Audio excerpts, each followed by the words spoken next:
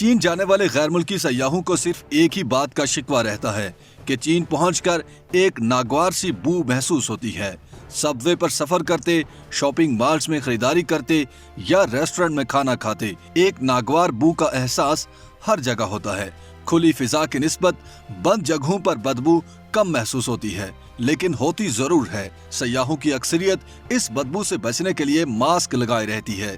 تاہم ایسا نہیں ہے کہ چین میں محسوس ہونے والی ناگوار بو شہریوں کے جسموں سے آتی ہے۔ دراصل یہ بدبو فضائی آلودگی کی وجہ سے پیدا ہوتی ہے، جو کہ اس وقت چین کا سب سے بڑا مسئلہ ہے۔ کچھ ناقدین کے مطابق چینی لوگ اپنی جسمانی صفائی کا خیال نہیں رکھتے، نہاتے نہیں اور پرفیوم بھی نہیں لگاتے، لہٰذا بدبو تو آئے گی۔ تاہم یہ تاثر بالکل درست نہیں ہے۔ 2013 میں جرنل انویسٹیگیٹو ڈرماٹولوجی میں چھپنے والی ایک تحقیق کے مطابق زیادہ تر مشرقی ایشیائی افراد بشمول چینیوں کے جسم بالخصوص بغلوں میں بدبودار پسینہ پیدا کرنے والے غدود دیگر اقوام کے مقابلے میں کم پائے جاتے ہیں۔ اسی وجہ سے چینیوں کو دیگر اقوام کے مقابلے میں کم پسینہ آتا ہے۔ چینی پرفیوم کا بھی اسی وجہ سے استعمال نہیں کرتے۔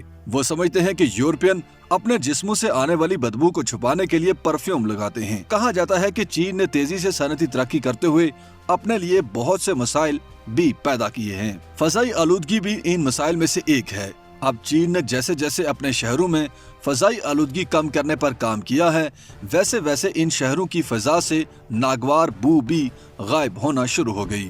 اس حوالے سے چینی حکومت نے سخت قوانین بنائے ہیں، جن پر سختی سے عمل درآمد کے بعد اب فضا میں محسوس کی جانے والی ناگوار بو میں تیزی سے کمی آتی جا رہی ہے۔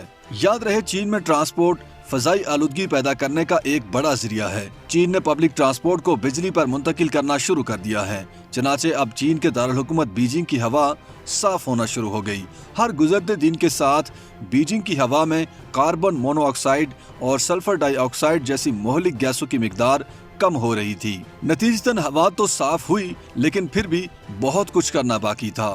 ہر سال موسم سرما میں بیجنگ گہرے اسموگ میں ڈوب جاتا تھا، چنانچہ چین نے بیجنگ میں فضائی آلودگی کو کم کرنے کے لیے ایک ایکشن پلان بنایا، جس کے تحت فیکٹریوں اور صنعتوں سے نکلنے والے دھوئیں کے اخراج کے حوالے سے قوانین بنائے گئے۔ عوام کے لیے پیٹرول سے چلنے والی گاڑیوں کے مقابلے میں بجلی سے چلنے والی گاڑیوں کا حصول آسان بنایا گیا۔ پبلک ٹرانسپورٹ بھی بجلی پر منتقل کرنا شروع کر دی گئی۔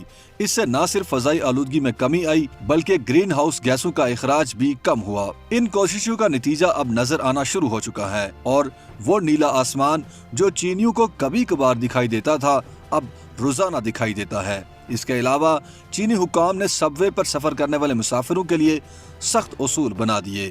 سب وے میں کھانا پینا بند کر دیا گیا، تاکہ نہ تو گند مچے اور نہ ہی بو پیدا ہو۔ ان کوششوں کا نتیجہ یہ نکلا کہ بیجنگ کی فضا پہلے کی نسبت صاف ہو گئی، اور اس کی فضاؤں میں محسوس ہونے والی ناگوار بو اب ختم ہوتی جا رہی ہے۔ YouTube پر گوگلی نیوز دیکھنے کے لیے youtube.com کی سرچ بار میں googly news T V type کریں۔ گوگلی نیوز کے پیج پر سرخ رنگ کے سبسکرپشن والے بٹن پر کلک کرنا نہ بھولیے۔ YouTube پیج پر اپلوڈ ہونے والی ویڈیوز سے باخبر رہنے کے لیے بیل آئیکن پر کلک کیجیے۔ آپ کو ہر نئی ویڈیو کے بارے میں نوٹیفیکیشن موصول ہو جائے گا۔